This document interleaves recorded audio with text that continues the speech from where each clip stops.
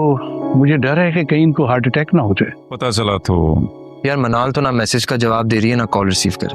और अगर यही इसी तरह बढ़ता रहा तो देखिए इनका ब्लड प्रेशर लो नहीं हो रहा।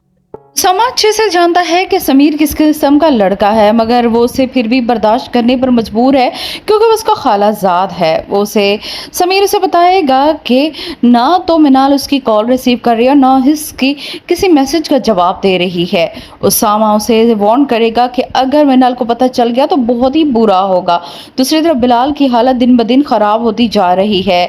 दानियाल जब डॉक्टर से मशवरा करेगा तो डॉक्टर यही बताएंगे कि अगर उसका बीपी कंट्रोल ना हुआ तो शायद इससे उसकी हालत पर और ज्यादा बुरा असर पड़ सकता है। किसी के वहमो गुमान में भी ये बात नहीं आ सकती कि कोई बीवी अपने ही शौहर की जान की दुश्मन भी हो सकती है। ये सारा कुछ किया धरा महम का है जो बिलाल को रास्ते से हटाना चाहती है, जिसे बिलाल कभी भी पसंद नहीं था।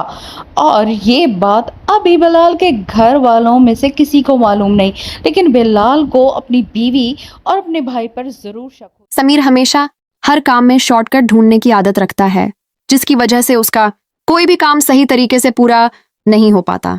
यूनिवर्सिटी के दिनों में भी वह अपने सारे असाइनमेंट और प्रोजेक्ट उसामा से ही करवाता था, जबकि खुद ज्यादा मेहनत करने से बचता था। अब जब मिनाल की मदद से उसे एक अच्छी जॉब मिल गई है, तब भी उसकी पुरानी आदतें नहीं बदलीं।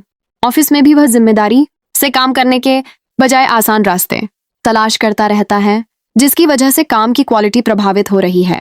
इसी परेशानी के चलते वह फिर से उसामा के पास जाता है और उससे मदद मांगता है, लेकिन इस बार उसामा साफ साफ मना कर देता है और कहता है कि यूनिवर्सिटी तक तो वह किसी तरह उसका काम कर देता था, लेकिन अब जॉब की दुनिया अलग है।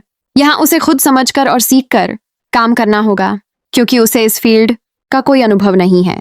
दूसरी तरफ जब मिनाल को यह बात पता चलती है कि समीर अभी भी अपने काम खुद नहीं कर रहा और दूसरों पर निर्भर है, तो उसे यह बिल्कुल भी अच्छा नहीं लगता।